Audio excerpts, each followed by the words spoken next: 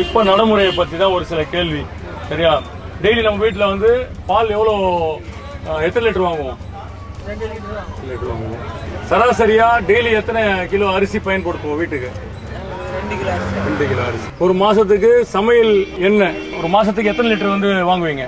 10 litre. சக்கரை எவ்வளவு வாங்குவீங்க? எத்தனை கிலோ வாங்குவீங்க மாசம்? 5 கிலோ. சரி, இப்போ கரண்ட் பில்லு உங்க வீட்டுக்கு எவ்வளவு கட்டுறீங்க? இப்போ ஒரு 3000 ரூபாய் 2000 ரூபாய். 3000 ரூபாய். நம்ம எடப்பாடியார் ஆட்சி காலம், அம்மா ஆட்சி காலத்துல எவ்வளவு கரண்ட் பில் கட்டினீங்க? எவ்வளவு கட்டணும்?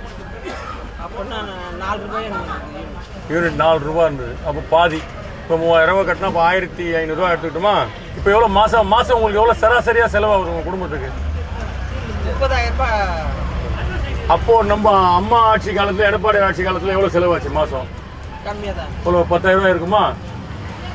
எல்லா வேலையும் ஏறி இருக்குல்ல. இப்போ இந்த 5 வருஷத்துல எதனா நம்ம வந்து வீட்டில் பசங்க லேப்டாப் எதனா வாங்கியிருக்கா? நம்ம வீட்டில் யாருன்னா அம்மாவோடைய திட்டம் நம்ம கொடுத்தாங்க, திருமண உதவி, தாலிக்கு தங்கம் கொடுத்தாங்க. இப்போ எதனா கொடுத்தாங்க இந்த 5 வருஷத்துல? மகளிர் அதாவது ஸ்கூட்டி மானியம் எதனா இப்போ 5 வருஷத்துல வாங்கியிருக்கோமா?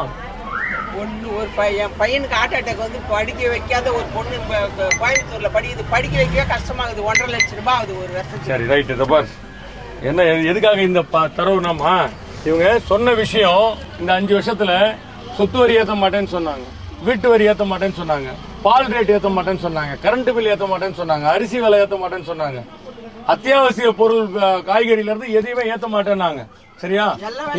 இந்த அம்மா சொன்ன தரவுகள், அவங்க சொன்ன, நான் சொல்லல, நீங்க சொல்ல, இவங்க சொன்ன தரவுகளை வச்சு இந்த அம்மாவுக்கு இந்த 5 வருஷத்துல 5 வருஷம் 1 லட்சம் அவங்களுக்கு வந்து நஷ்டம்.